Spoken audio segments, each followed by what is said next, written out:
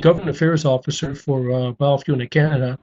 But I've led a very, very privileged life in as much as that I spent the last 35 years as a scientist with Environment Canada working on issues at the life sciences, regulatory, environmental science interface on projects all over the world. I know when I was preparing my retirement speech for Environment Canada, in my preparation, I noticed that I'd worked in 35 different countries around the world, and that was all on environmental related types of projects at the life sciences interface. So against that backdrop and against more recently the opportunity that I had in terms of setting up and managing Environment Canada's biofuels research program and the opportunity to carry those research activities over, albeit in a different capacity in support of the Biofuel Net Canada initiatives. I've been working behind the scenes and trying to put together a more substantive environmental research agenda to help support oh, the development of our socioeconomic environmental sustainability research program for the C's component of Biofuel Net. Now, having said that, I put together a very glib and I think, but nevertheless substantive program that looks at what are some of the environmental issues, the areas of environmental uncertainty associated with this transition from what we call from a petroleum-based to a carbohydrate-based economy. And against that backdrop, I just want to spend about maybe 5 minutes in each one of these areas. How is the bioeconomy evolving under represented Canadian conditions? Why is it important that we understand some of the baseline science, particularly in the environmental science domains, that will be necessary towards supporting a responsible, sustainable development in the bioeconomy? I want to talk about current and evolving challenges, some of the lessons learned from first generation biofuels, those government activities that occurred prior to the evolution of Biofuel Net. And I want to talk to us about some suggested interim procedures until such time that our environmental science is representative enough and robust enough, for that matter, to help guide more efficiently and more effectively the developments of the biofuels and the bio-based economy in Canada. Okay, having said that, I think it's really useful to know how Canada's experiences as it relates to biofuels and bioeconomy have evolved against a backdrop of other countries throughout the world.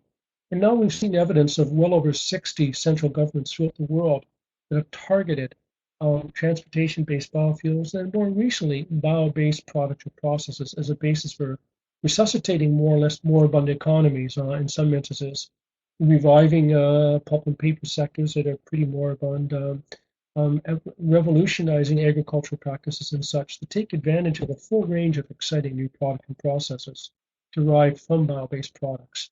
And the principal areas that are being targeted right now as a rationale for this transition have been and the potential for bio-based products and processes to provide alternative sources of energy security and diversity, rural economy revitalization, perceived environmental benefits, and in many instances, alternatives to petroleum-based feedstocks with the attendant benefits of reduced greenhouse gas. Now, what we've learned from first-generation biofuels across the spectrum is that the opportunities to build upon these first-generation biofuels facilities and areas as anchor tenants, I guess, if you will, for the transition towards second generation are huge and have not gone unnoticed by the federal government or the provincial government. This map, by the way, is about 2 years old, and I've been meaning to modify it to reflect more on the bio-based economy side. And if you go back to 3 to 4 years, you see that 7 provinces have self-proclaimed, I guess, if you will, in terms of their efforts to establish standalone biofuels-based strategies to augment current pressures on petroleum-based feedstocks.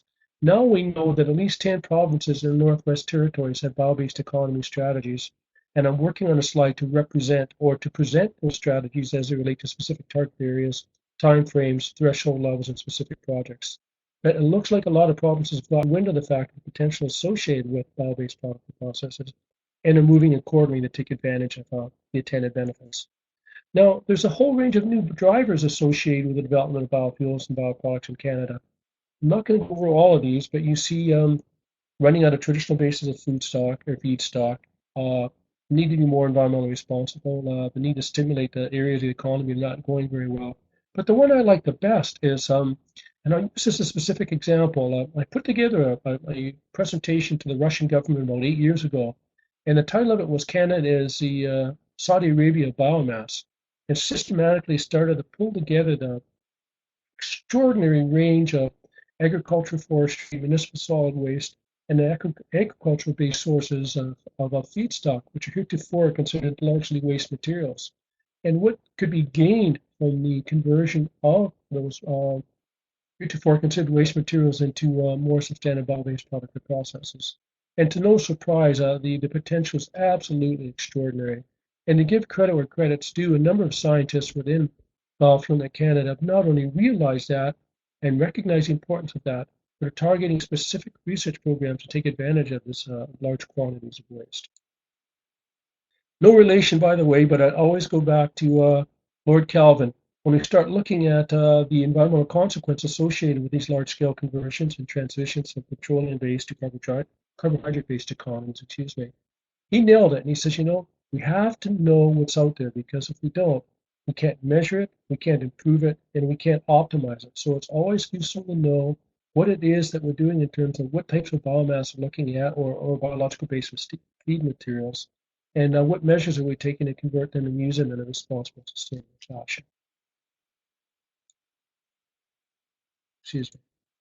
Now, I want to talk about the science assessment that's been undertaken to date, and I want to situate it in the context of what the federal government has done. And the reason I want to do that is because as the federal government's largely been the catalyst for this transition to a bio-based economy, principally through almost a $3 billion investment in the form of renewable fuels under the Renewable Fuel Strategy, 2006. So the period 2006 to 2011, 2012, we saw federal government expenditures in extent approximately $2.5 billion, augmented by provincial government well over $500 million to $750 million to support this development of a largely non-existent biofuels-based transportation system, focusing exclusively on ground transportation fuels. It doesn't look at marine, at least it didn't look at marine, it didn't look at aviation, but now we're starting to look at that in a big way. So we would hope, from a straight-up environmental science perspective, that there was in place fairly rigorous assessments or consideration for the types of environmental data that would be used as a basis for ensuring that this fairly substantial investment occurred without any untoward effects across the landscape. And I want to speak to the level of federal government efforts in this regard, what mechanisms were used, what we learned from those experiences, and how we could apply some of those experiences towards tracking, if you will, assessing and minimize any untoward effects while optimizing the tremendous potential for bio-based products or processes across the Canadian landscape. Now, excuse me.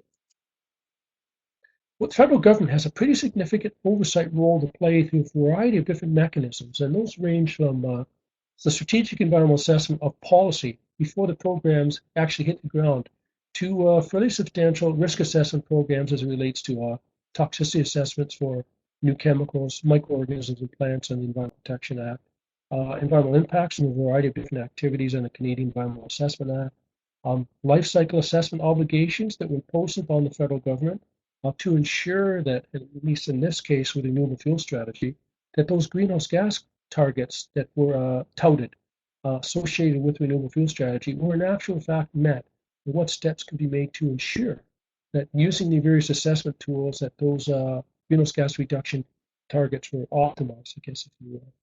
And you also have more recently obligations imposed by the federal government on ensuring that their actions are sustainable. We have a fairly well-defined program with the Environment Canada, which looks at assessing environmental technologies for their overall performance. And you have international protocols, which the federal government is perfect signatory to, that looks at ensuring that our activities are consistent with those underlined, defined under the Convention of Biodiversity and Nagoya protocols. What that means is that we've committed to ensure that our actions are safe from a biosafety perspective, that there's an equitable distribution of benefits throughout, and that the products are used in a sustainable fashion. So against this backdrop, we'll go, okay,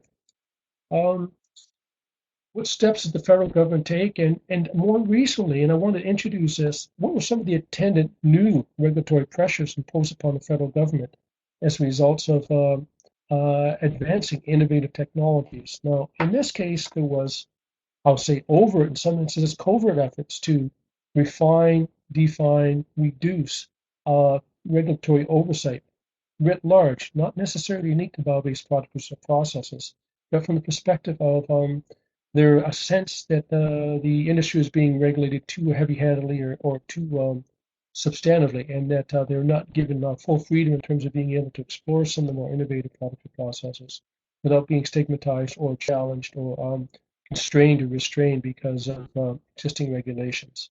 Now, there's also I was a regulator, by the way, within the federal government, and I find it somewhat unique that traditionally we were focused or driven to focus exclusively on any untoward effects, and now the regulatory community is being asked to consider the consequences from these more balanced approach, I guess, if you will, to assessing bio-based products or processes. And new challenges as it relates to innovation. Now, some of the scientific challenges in the area about bio-based products or processes, I'm thinking specifically of synthetic biology, nanocrystalline structures, things like that, will seriously challenge the capacity of the existing scientific community within the regulatory centers across the federal government to be able to respond to them in a timely fashion.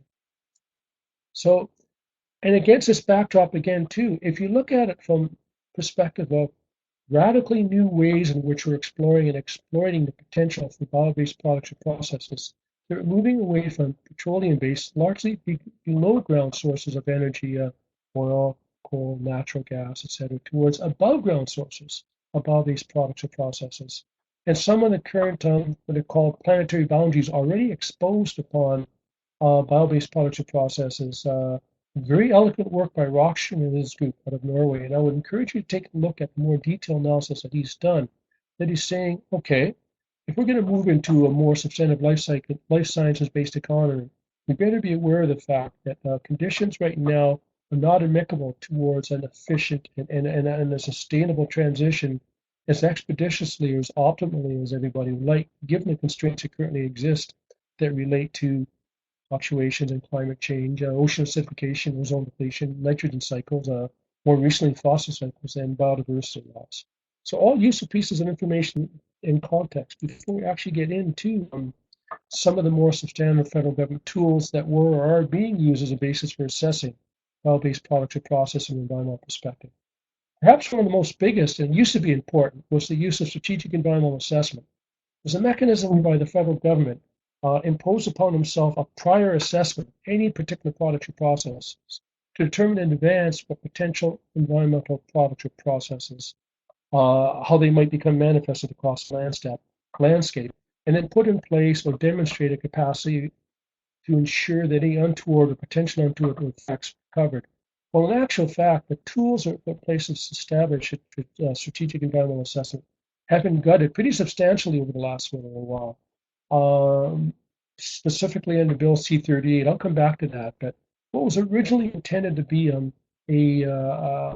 oversight mechanism to ensure right from the get-go that any and all environmental consideration had been given towards minimizing any untoward environmental effects and optimizing environmental outcomes has been more or less gutted significantly over the last 3 or 4 years. And I'll come back to that in the context of some of the other changes we've made too, and what's required to improve our overall strategic environment assessment.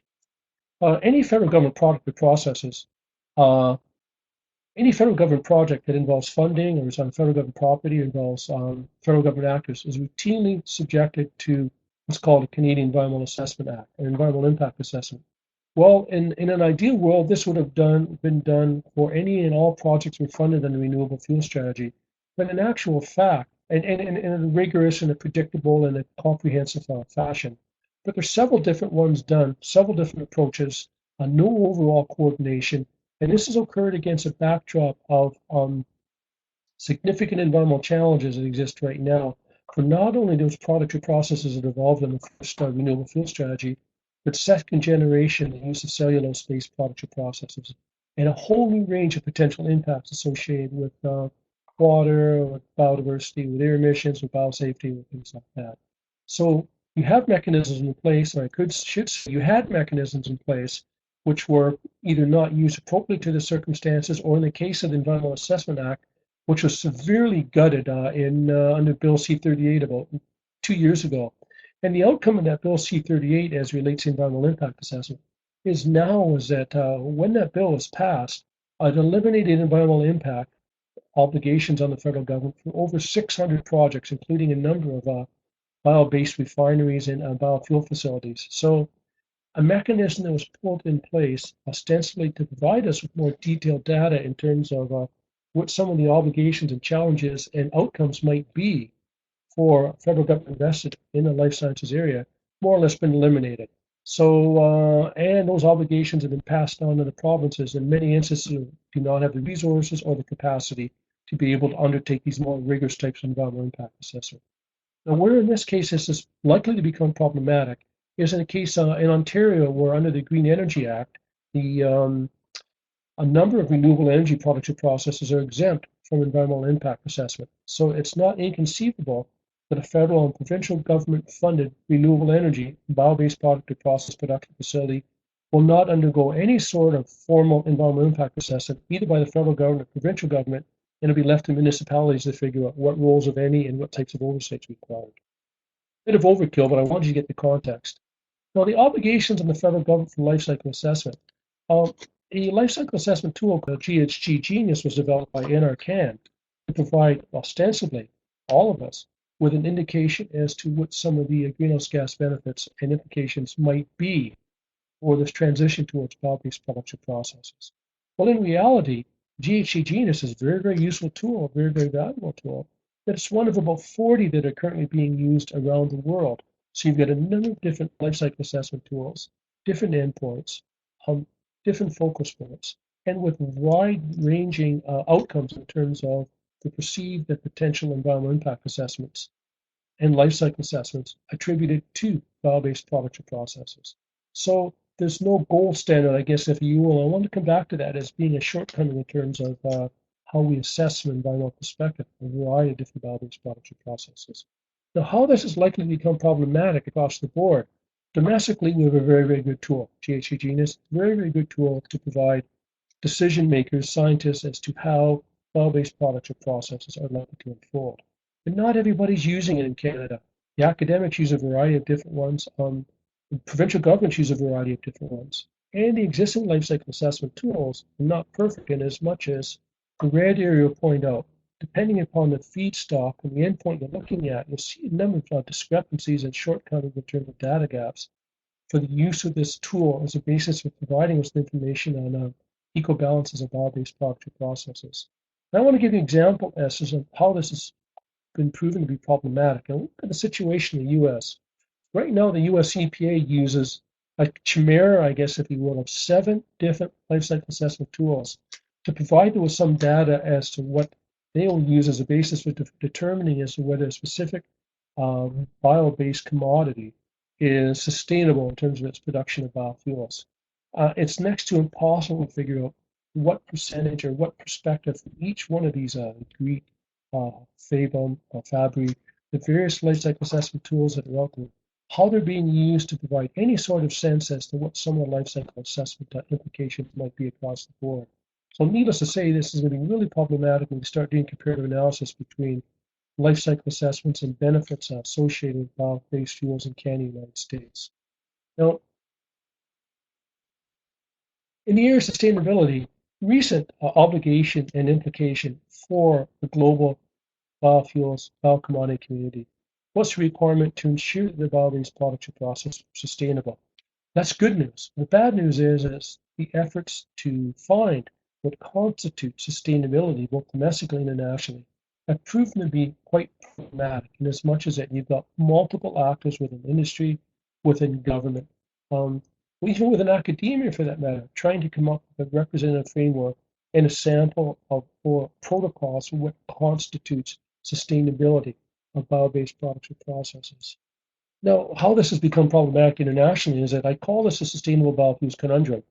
If we're looking at, say, trying to market specific bio-based products or processes in Canada, internationally, then depending upon where you go, you're faced with a variety of different, very diverse and diffuse mechanisms, all aspiring towards coming up with the holy grail, I guess, if you will, in terms of representative and realistic evaluation of appropriate criteria that could be used as a basis for determining and designating overall sustainability. So you see right now uncertainties in the area of environmental impact assessment, sustainability, toxicity assessment, strategic environmental assessment. And the last one I think is really, really intriguing. It's a situation right now that there is a mechanism fairly well defined within Canada, United States, and the environmental technology verification programs. These are federal government department programs designed exclusively towards determining whether a particular product or process, not exclusive to bio-based products or processes, but a particular product or process is uh, you can demonstrate a variety of different environmental benefits.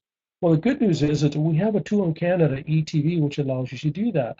The bad news is, depending on where you want to market particular results in this tool, you've got over 500 different tools right now around the world that all lay claim to being able to provide a proponent with unequivocal verification on the environmental benefits associated with the product process. And of course, depending upon what tool you use, that determines as to whether the standing that it'll have in the domestic and international community. It raises all sorts of problems as relates to, for example, the use of the 60 different sustainability tools are out there. So, needless to say, against that backdrop, there were some very well designed and very well considered, I guess, if you will, federal government assessment tools that were put in place years ago to provide us ideally with a more robust range of data sets that we could use to better define what some of the environmental consequences might be associated with bio-based products or processes. But unfortunately, they've kind of fallen in disarray. And that's regrettable too, because as we start looking at trying to market some of the more valuable and important attributes of bio-based products or processes, and I see considerable numbers of those, by the way, on the environmental side, it's pretty hard to come up with a definitive statement as to what those might be under represented Canadian conditions. But nevertheless, there's some really excellent work being done out there to provide us with a better sense as to how one might begin the process of coming up with the representative environmental data, not only to meet our domestic, but certainly our international obligations. And there's some really excellent work being done by our colleagues in Biofuel Net Canada. I can't emphasize that enough. They're starting to pick up pieces from this kind of a diffuse framework right now that exists for the designation of the environmental assessments across the board, with more representative and more realistic assessments as to what some of the benefits and costs might be on the environmental side. Now, what I've been doing for Biofuel Net Canada is a more detailed analysis as it relates to what might some of the evolving environmental implications be associated with this wholeheartedness embracing of this transition towards a bio-based economy. We talked about a few of them on the regulatory side and the assessment side. There's some really interesting ones in there is supply chain integrity, the infrastructure, the roads, pipelines, railways, currently in place to move the biomass around, to move the finished products around. The availability of highly qualified personnel, I think personally I consider to be one of the more important elements associated with our biofuel net activity, and I'm real pleased to see the emphasis that we're putting on training the next generation of scientists to replace old dogs like me, I guess, if you will. So, in looking at the more substantive issues for the Canadian bioproducts community, I developed an inventory of about 14 areas that I feel require some consideration, not only by Biofuel Net Canada, but by the broader federal government and provincial government community and industry and academia as well too. And they're varied. The ones that I'm seeing right now that are really, really interesting, they're just coming in out of the blue, are the ones in particular I find really, really interesting would be the statements from the Chemical Institute of Canada. When I went over to meet with them a couple of weeks ago, and their single-minded focus on the importance of social licensing as a basis for determining the location of next generation biofuels and biochemical production facilities. And I see from preliminary discussions with them a movement towards them trying to duplicate their tremendous efforts that they put together over the last 50 years in developing codes of good practice for the chemical industry. In this case, it would be for the biochemical industry under the Responsible Care Program. So I'm really pleased to see them moving in this area. I'm also pleased to hear from them their interest in working with the scientists within Biofuel Net Canada. So new opportunities out there for us all. I want to spend a couple of minutes maybe just focusing on three or four things that I talked about as being potentially problematic in terms of impediments to Biofuel Net and to the broader community out there in transitioning towards next generation biofuels. An area that I refer to as supply chain integrity. We've got lots of biomass out there. We've got lots of biomass waste out there. We don't have a consensus in terms of where it is, how much of it is available, how much is available in a sustainable manner. and conversion technologies. And fortunately, we have people like, well, since Warren Mabey and I think Doug Hooper and a number of other people who are doing some really excellent work out there in terms of coming up with a better picture and a better framework in terms of what are we relying on as a basis for making this transition away from food quality feedstock towards waste materials that exist on a province by province basis. Now, this will give you some indication as the range of perceptions out there as to what's available on the biomass side.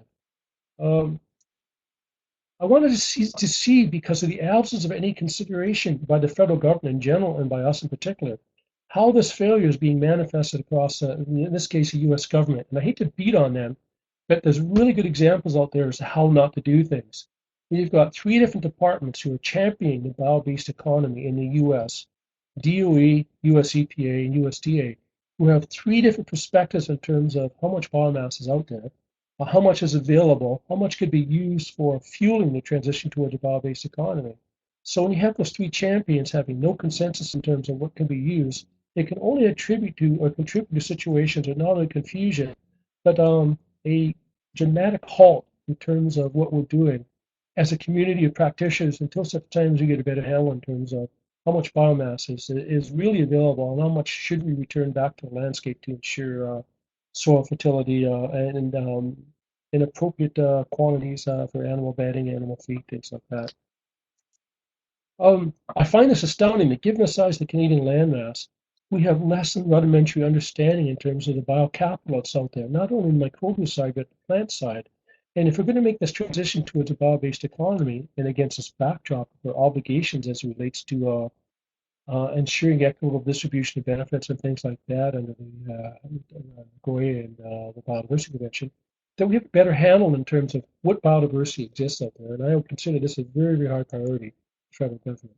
And attendant to that, we don't know what's out there, and we have no protocols in terms of ensuring that anybody who's out there that's exploiting the land base or the sea base is ensuring that any attendant benefits that are accruing from this exploitation accrue back to the federal government, whether it's intellectual property or it's the actual benefits itself, and have in place at least protocols for ensuring that these types of activities are being monitored, in a responsible fashion. Now, there's a range of, I'm wrapping this down right now, a range of what I consider to be smart science considerations that the community practitioners out there, this isn't limited to Biofuel Canada, but provincial government, federal government, industry, academia, and the civil society, we should be looking at to offset some of these current data gaps on the science side, not only the environmental science side, but the broader side writ large, and ensuring that this data is produced in a relatively responsible fashion, and it's made available to those people who need this data to make more informed decisions, whether it's in academia or it's in federal government or industry. And those range from continued large-scale representative multi-acre field trials to improvements in efficiencies of feedstock conversions and standardized approaches to how we interpret the data, to fundamental basic plant and microbial science to better increase not only our understanding in terms of what's out there, but the sustainable biomass production rates and proving next generation biofuel crops, I guess, if you will, that are more representative of the actual requirements for the specific based bioproduct processes and less use less water, nutrients, pesticides, and such, things like that. I'm also suggesting in the interim that we consider some interim guiding principles, if you want, until we come up with some sort of a national biostrategy. And I see us moving towards this, and I'm quite happy at the fact that when the provincial ministers just met last week, they've come up with a vision for what they feel a national energy strategy would look like. And the idea of having a more focused, more cohesive, I guess, if you will, approach at the national level to not only bioenergy, but bio-based products or processes, to me is a very important first step. And it would build upon some really, really excellent work that's been done already by the individual provinces and by a number of federal government departments who've started to band together more recently and look at a more concerted efforts in moving this transition to a bio-based economy. I think I got one more slide there and I'll stop. A couple of other guiding principles. So certainly science integrity lead the top. And I think we need to be more inclusive in terms of ensuring that the affected community is more engaged in some of the decision making around these fairly substantial commitments towards this transition, which won't occur without significant federal government, industry, and academic investment. I'll stop there. Thank you very much for your time, for spending time today. I'll be pleased to answer any questions you have, and thanks again.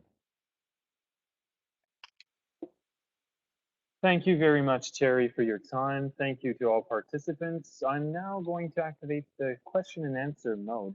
You simply have to click question, and then that will give Terry the opportunity to grant you speaking privileges, and then you can ask a question. So here we go.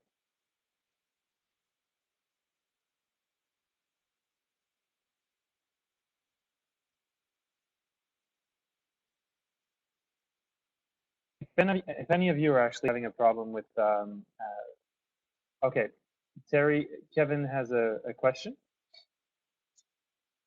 Go ahead, Kevin.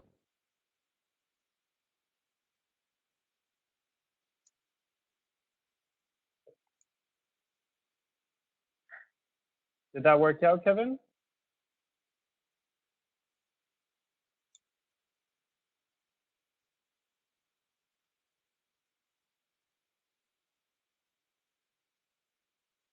If any of you are having a hard time asking any questions through this question and answer mode, please just type something into the chat box, and you can type your question there, and Terry will be glad to answer it.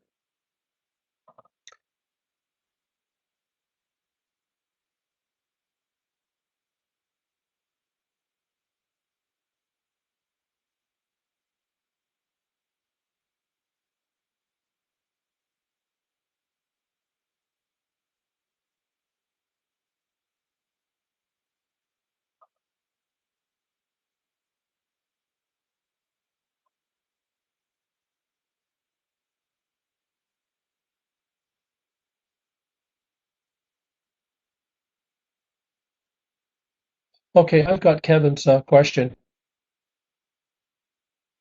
Can you hear me, Guillaume?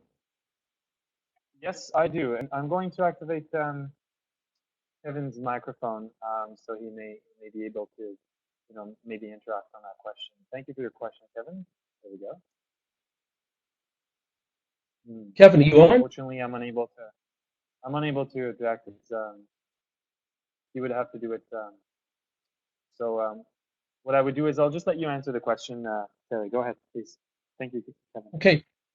Kevin, I've been meaning to follow up with you on another issue, but I'll answer your question first and then maybe just give you a little bit of background in the second comment. The inconsistency, I think, Kevin, was that the absence of sustained attention on the file, at least within the broader federal government community, as it relates to the announcement of a one-off renewable fuel strategy without much follow-up in ensuring that the checks and balances that were put in place were adhered to. And I'll give you two specific examples. When the strategy was announced, they indicated that the life cycle assessment provisions that were put in place would allow for a net result of demonstration net result of over 4 million vehicles removed from the road. Well, the life cycle assessment analysis was never done under represented Canadian conditions. So we don't know if those targets are actually met or not. But I think more importantly, and I take great sadness in saying this, is that a commitment was made under both renewable fuel strategies in Canada and the United States for the federal government, in this case Environment Canada and US the EPA, to come up with detailed analysis every 2 years as to where the environmental consequences unfolded, both positive and benefit, underrepresented.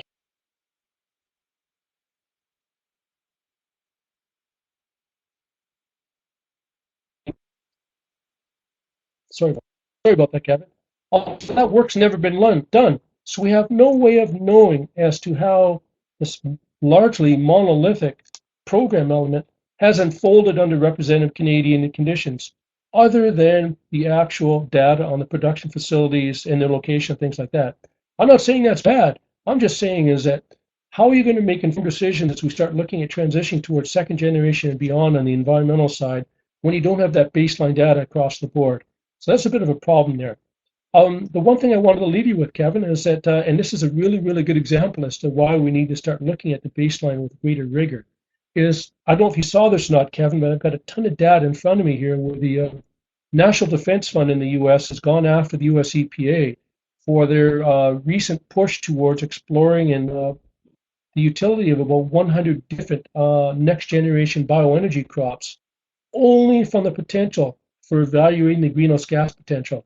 So here you have a Department of Environment in the U.S., or not a department, it's actually a directorate, promoting the use of next generation bio-based plants, but only looking at the tip of the iceberg as it relates to how these plants are likely to result in increased or decreased greenhouse gas implications, without looking at the implications that relates to, say, implications on biodiversity or alien invasives and things like that. Hope that's answered your question, Kevin, and I'm hoping to get a chance to follow up with you on the white paper that's being developed right now for these 100 plus plants.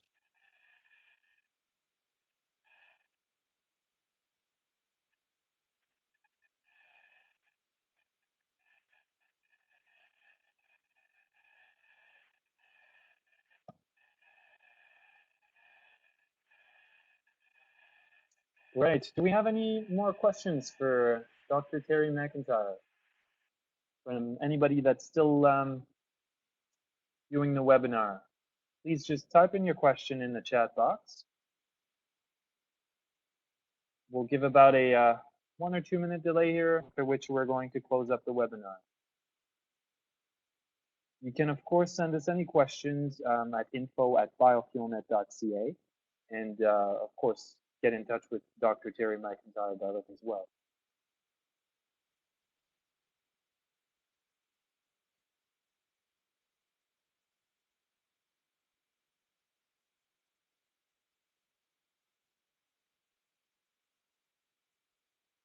Going once, going twice. Do we have any more questions? Okay, well, this concludes today's webinar. Thank you very much to all participants, and of course to Dr. Terry McIntyre for taking the time to participate in this activity.